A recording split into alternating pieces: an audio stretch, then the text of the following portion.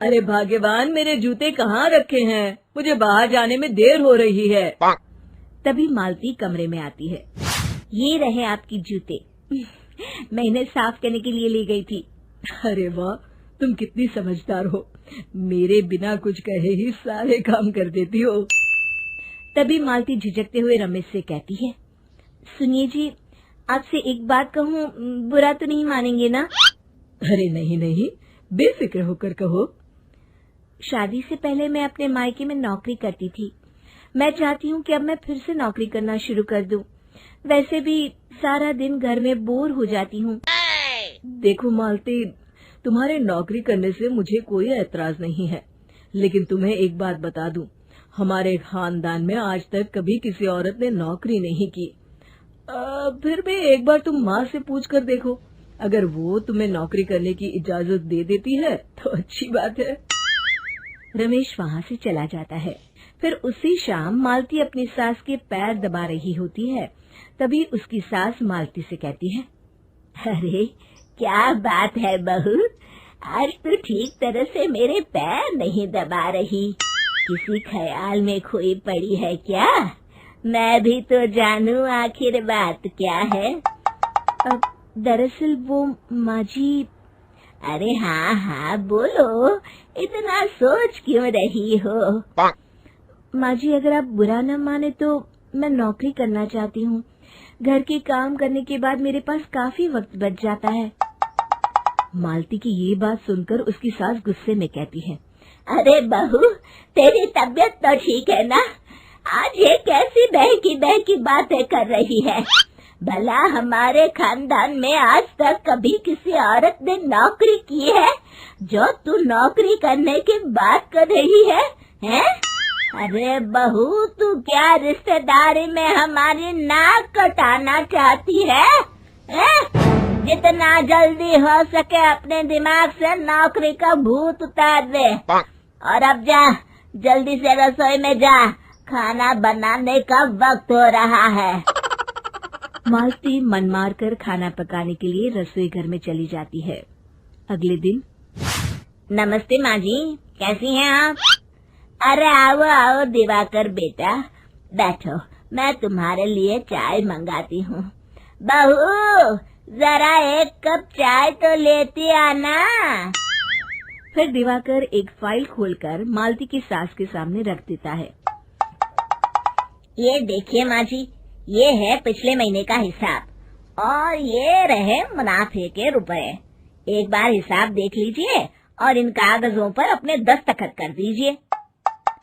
अरे दिवाकर बेटा, मैंने भला आज तक कभी तेरा हिसाब देखा है जो अब देखूंगी?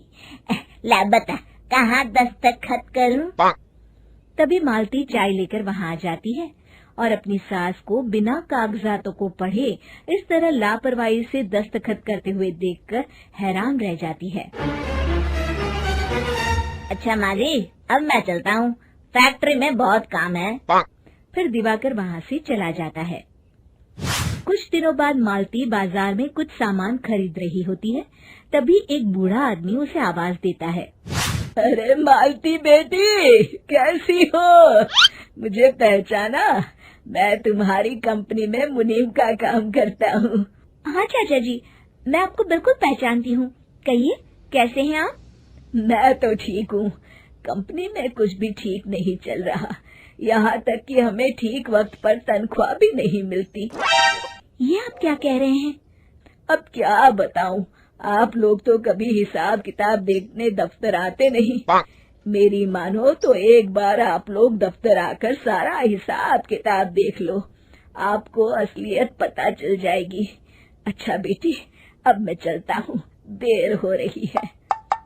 फिर वो बूढ़ा वहाँ से चला जाता है। वहीं दूसरी तरफ मालती घर पहुंचकर अपनी सास को सारी बात बताती है। तभी वहाँ रमेश भी आ जाता है, लेकिन मालती की सास मालती की किसी भी बात पर विश्वास नहीं करती। तभी रमेश कहता है, अरे माँ, बिना आग के कभी धुआं नहीं उठता। जब मालती इतना कह रही है तो हमें एक बार दफ्तर चलकर देख लेना चाहिए। वैसे भी हम लोग काफी दिन से अपने दफ्तर नहीं गए हैं। इस तरह किसी एक आदमी के भरोसे काम छोड़ना मुझे भी ठीक नहीं लगता। अगले दिन वे सभी अपने दफ्तर पहुंचते हैं और सीधे दिवाकर के कैबिन में जाते हैं। अचानक सबको एक साथ देखकर दिवाकर चौंक जाता है।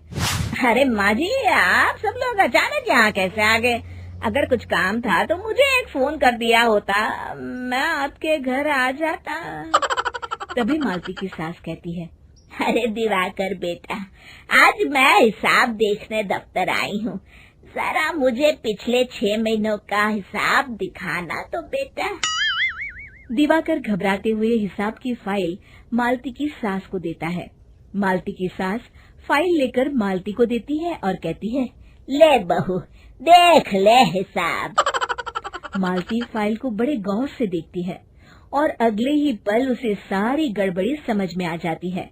वो अपनी सास से कहती है, माँ जी, मुनीम चाचा बिल्कुल सही कह रहे थे। हमारी कंपनी में पिछले 6 महीनों में जितना मुनाफा हुआ है, हमें उसका आधा पैसा भी नहीं मिला। यूँ समझ लीजिए कि 1 रुपये में सिर्फ चवन्नी ही हमारे हाथों में आई है। मालती की बातें सुनकर मालती की सास गुस्से से दिवाकर को पूछती है, क्यों दिवाकर, मेरी बहू जो कह रही है वो सच है? दिवाकर समझ जाता है आज उसका भांडा फूट चुका है। वो गिड़गिड़ाते हुए कहता है, मुझे माफ कर दीजिए माँ जी, मैं पैसों के लालच में अंधा हो गया था। अरे वाह दिवाकर, तू तो 1 नंबर का चोर निकला। इतने दिनों से मैं तुझ पर आंख बंद करके भरोसा करती रही और तू मुझे ही चुना लगाता रहा। अभी के अभी निकल यहाँ से और दोबारा अपनी शक्ल मत दिखाना। दिवाकर वहाँ से भाग जाता है। मालती की सास मालती को शाबाशी देते हुए कहती है, बहू, आज मैं समझ गई कि पढ़ाई लिखाई हमारी जिंदगी में कितनी जरूरी है। मैं बहुत किस्मत वाली हूँ जो मुझे तुझ जैसी बहू मिली है। शिक्षा, पढ़ाई लिखाई का इस्तेमाल सही जगह करके हम दुनिया में बहुत कुछ बदल सकते हैं।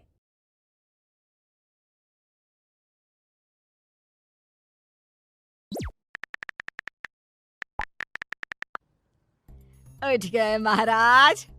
रात भर इन्हें नींद नहीं आती, फोन पर न जाने क्या खुसुर पुसुर करता रहता है और सुबह भी आंख खुली नहीं कि फोन में टकटकी शुरू।